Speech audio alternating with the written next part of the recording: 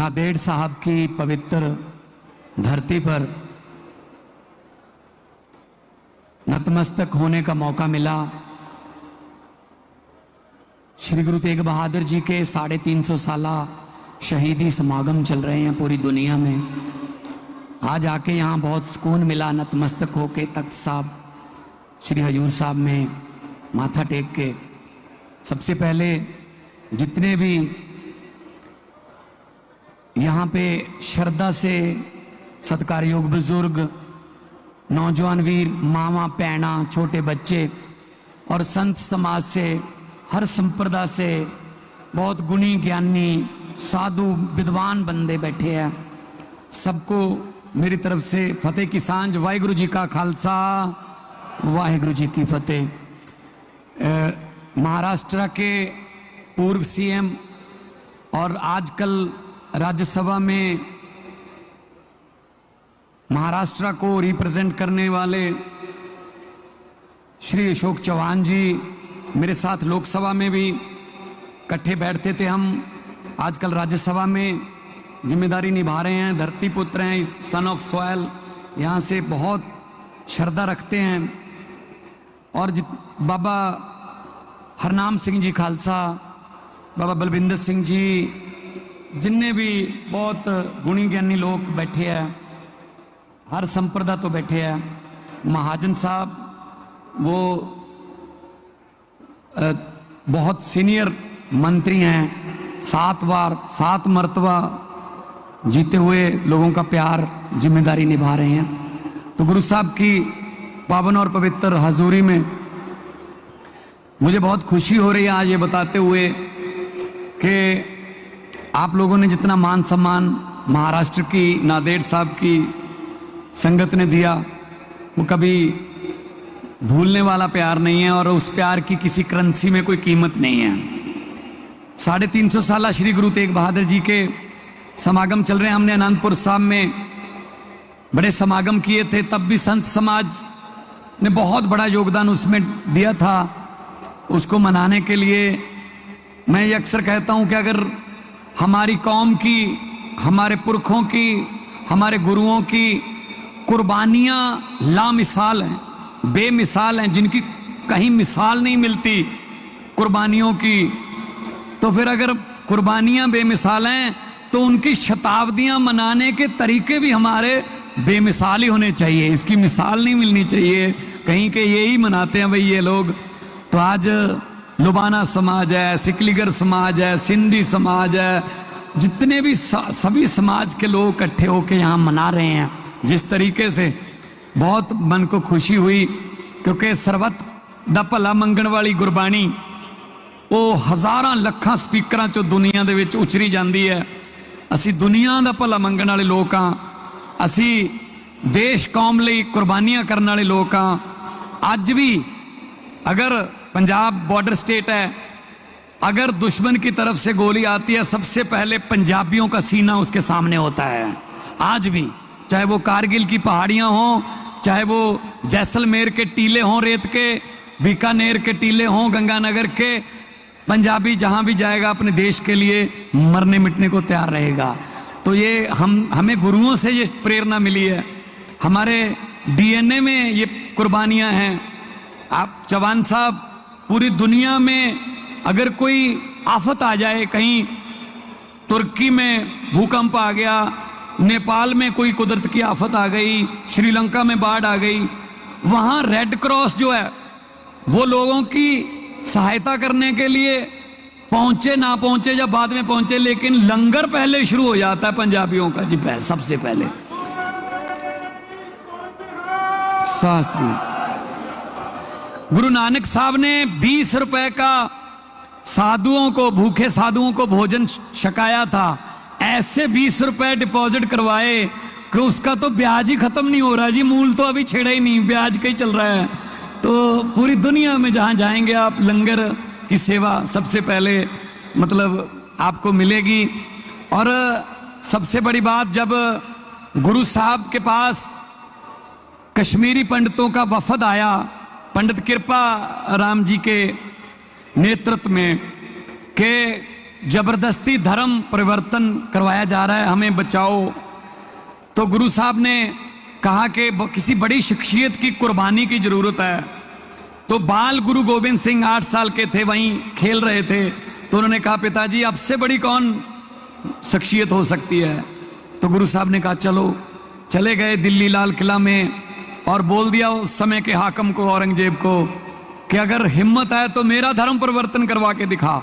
भाई सतीदास जी, भाई मतीदास जी, भाई दयाला जी, उनके सामने, उनकी आंखों के सामने, गुरु साहब के आंखों के सामने उनको गर्म पानी के जो कड़ाहे होते हैं उसमें उबाल के और आग रुई में लपेट के आग लगा के और शीश पर आरा चला के शहीद कर दिया कि शायद गुरु साहब ये देखकर डर जाएंगे, ये देखकर मान जाएंगे। लेकिन गुरु साहब ने कहा ये गुरु के सिख हैं, ये नहीं मानने वाले। तो फिर उसके बाद गुरु साहब की कुर्बानी हुई। तो लखी शाह बंजारा जो था वो अपने घर पे गुरु साहब का धड़ ले गया। और धड़ ले गया जब उस दिन बारिश बहुत हो रही थी, आंधी थी, तो पता ही नहीं चला उनको कि धड़ कौन ले गया। तो उन्होंने, लखी शाह बंजारा ने कहा कि शायद पीछे वो मुगल आते होंगे, शायद मुझे ढूंढते होंगे। तो उन्होंने अपने घर को ही आग लगा दी, इससे संस्कार कर दिया।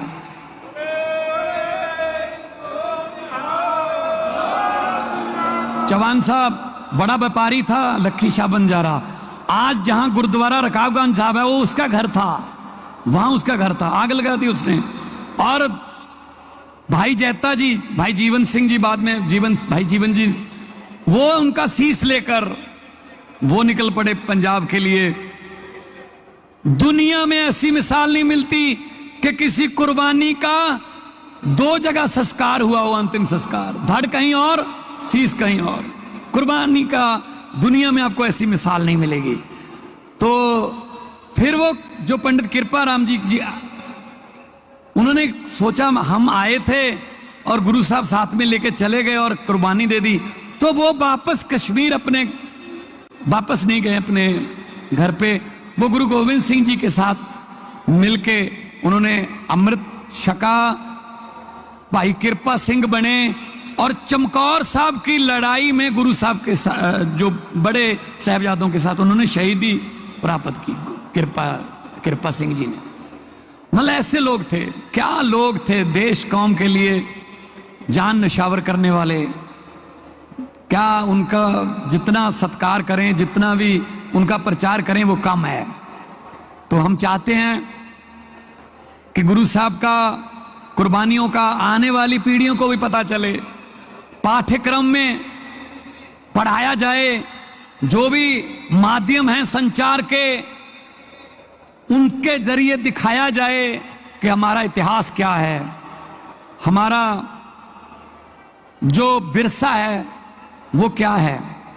तो ये बहुत बड़ा आयोजन यहाँ पे किया गया है और मैं सारी प्रबंध की कमेटी को बहुत बहुत बधाई देता हूँ, बाबा जी आपको भी, सबको, कि आपने इतना बड़ा आयोजन यहाँ पे करके रखा है। और एक भी मैं जब आया तो जो यहाँ के कलेक्टर थे वो भी पगड़ी पहन के मुझे लेने आए एयरपोर्ट से। तो हर किसी ने पगड़ी पहनी हुई है और इतना मतलब उनको हर्ष उल्लास है कि हमारे गुरु साहब का हम शहीदी का समागम मना रहे हैं। तो यही हमारी कौम की विलक्षणता है कि हम अपने शहीदों को, अपने गुरुओं को, हम उनको मान सत्कार देने में हम कोई कमी नहीं छोड़ते। हम सेकुलर लोग हैं, सारे समाज को प्यार करने वाले लोग हैं, सब सुखी बसें। हमारे तो गुरबानी में दर्ज है कि नानक नाम चढ़दी कला तेरे पाने सर्वत दा भला। पूरी दुनिया की भलाई मांगने वाले लोग हैं। तो बहुत अच्छा लगा जी आज आके। मैं शायद शब्द मेरे पास कम रह जाएंगे क्योंकि ऐसी जगह पे जहाँ इतने बड़े बड़े गुणी ज्ञानी लोग धर्म के बैठे हों वहाँ बोलना सूर्य को दिया दिखाने वाली बात हो जाती है। तो मैं जितनी मेरी तुच्छ बुद्धि है, जितना मैंने पढ़ा है या जितना मेरे को ज्ञान है, जितनी मेरे समत बख्शी है परमात्मा ने, मैं अपने हिसाब से पंजाब की जिम्मेदारी निभा रहा हूँ। हमने 3 शहरों को पवित्र शहर का दर्जा दिया, तीनों तख्तों को, जो तख्त श्री केसगढ़ साहब, आनंदपुर साहब में तख्त श्री अकाल तख्त साहब, श्री अमृतसर साहब में और तख्त श्री दमदमा साहब तलवंडी साहबों में। तो आने वाले दिनों में भी बहुत से अभी फंक्शन चलेंगे अगले साल तक। और जब संगत यहाँ की आई, यहाँ के प्रबंध की कमेटी मुझे मिलने के लिए चंडीगढ़ में, तो उन्होंने कहा कि आपको यहाँ आना है। मैंने कहा जी ये मेरे लिए भाग्य की बात है, किस्मत की बात है, मेरी अच्छी किस्मत मैं कहूँगा कि मुझे आपने बुलाया है। और आके मेरे माता जी, मेरी माँ, वो तो लगभग हर महीने ही आते रहते हैं। वो तो ट्रेन में, वो तो उनको तो ट्रेन का ड्राइवर, टीटी सब जानने लगे हैं, क्योंकि वो संगत को लेके आते हैं, गांव से लेडीज़ को, माँओं को, बहनों को लेके आ जाते हैं। तो बहुत जितना भी यहाँ के दर्शन करके सुकून मिलता है वो कहीं और नहीं मिलता जी।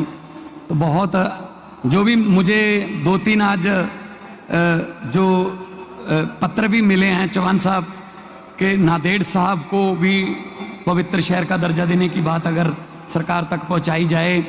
और पंजाब भवन है यहाँ पे, 2008 में पंजाब सरकार ने बनाया था, उसको बहुत अपग्रेड करना है, उसके कमरों की हालत ठीक नहीं है। वो भी हमने टूरिज्म डिपार्टमेंट में ऑलरेडी आज बोल दिया है और उसको भी अपडेट करेंगे। शानदार कमरे बनेंगे, यहाँ की संगत को कोई तकलीफ ना हो। बहुत सी संगत पूरी दुनिया से आती है। और वेरका जो हमारा ब्रांड है दूध का, वहाँ से घी आता है, वहाँ से प्रसाद आता, पिन्नियाँ, पनीर, खीर आती है। तो उसका भी थोड़ा सुचारू रूप से करना है। वो पंजाब सरकार की मतलब कॉरपोरेटिव एक एजेंसी है, वेरका मार्कफेड के अंडर है। तो उनका भी जो संगत यहाँ की कहेगी, हम कोई गुरु साहब के लिए खजाने की कोई कमी नहीं है। जहाँ से हम खजाना मांगने आते हैं उनके लिए हम कोई बजट रखेंगे। जब है ही गुरु का खजाना। वो मेरे दादी जी एक कहानी सुनाते थे, गुरु नानक साहब और भाई मर्दाना जी वो जा रहे थे उदासियों पे, तो जा रहे थे तो कहीं किसी गांव के सरहद पे बैठे, किसी गांव की जू पर बैठे गुरबानी उच्चर रहे थे गुरु साहब। भाई मर्दाना जी रबाब बजा रहे थे। गांव के लोगों को पता चल गया कि कोई रब का बंदा आ गया, कोई फकीर आ गया, सीधी परमात्मा के साथ लिव लगी हुई है, ये किस्मतें पलट देगा, इसकी संगत करते हैं। लोग चले गए। गुरु साहब ने कहा जी आप किधर आए? कहते जी आपके साथ चलना है। गुरु नानक साहब ने कहा हम सत्य के रास्ते पे चलने वाले हैं, सत्य के रास्ते बहुत मुश्किल होते हैं, आपसे चला नहीं जाएगा।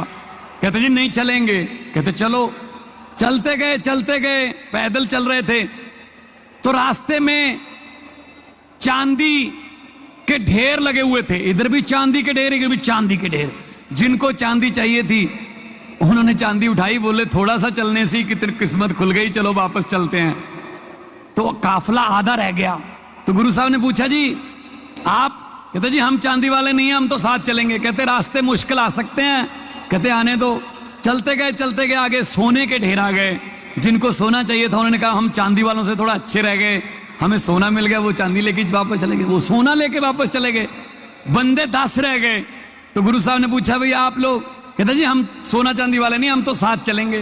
गुरु साहब ने कहा कि रास्ते मुश्किल आ सकते हैं। कहते आने दो।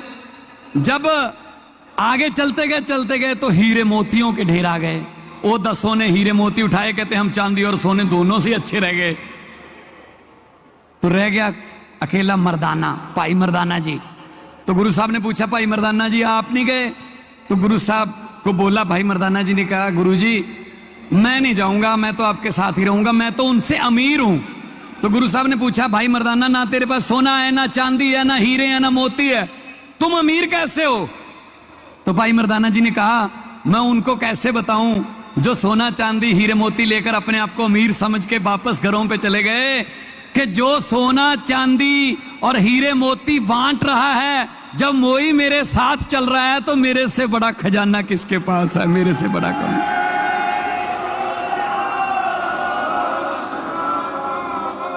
सो गुरु साहब तो खजाने वंडन वाले है, ਆਪਾਂ कौन आ बजट रखन वाले। सो जो जिमें कहोगे, संगत कहूगी, बाबा हरनाम सिंह जी खालसा कहणगे, जिन्ना कमेटी कहूगी, पंजाब सरकार वालों असी अपने आप को किस्मत वाले भागां वाले समझांगे जे असी तुहाडे इस यज्ञ दे विच हिस्सा पा सकीए। साडा भी जन्म सफले दे विच कोई पुन लग जूगा। सो बहुत बहुत थोड़ा धन्यवाद। मैं क्योंकि बहुत सारे बुलारिया ने बोलना है, मैं ज़्यादा टाइम नहीं लूँगा। सारी संगत का बहुत बहुत धन्यवाद और साਰਿਆਂ ਨੂੰ ਇੱਥੇ ਨਤਮਸਤਕ ਹੋਣ ਆਏ ਹੋ। मैं यही अरदास करूँगा कि सारिਆਂ ਦੇ परिवार तंदुरुस्त रहन, चढ़दी कला रवे, तरक्कियां करो, अगे बढ़ो और गुरुआं दियां सिक्ख्यावां ते चलण की कोशिश करो। अगलियां पीढ़ियां नूं भी दसीए, साडे वल्लों जो योगदान होगा असीं जरूर पावांगे। एक बारी जयकारा गुरु साहब दा बोले सो निहाल। वाहिगुरु जी का खालसा, वाहिगुरु जी की फतेह। वाहिगुरु वाहिगुरु।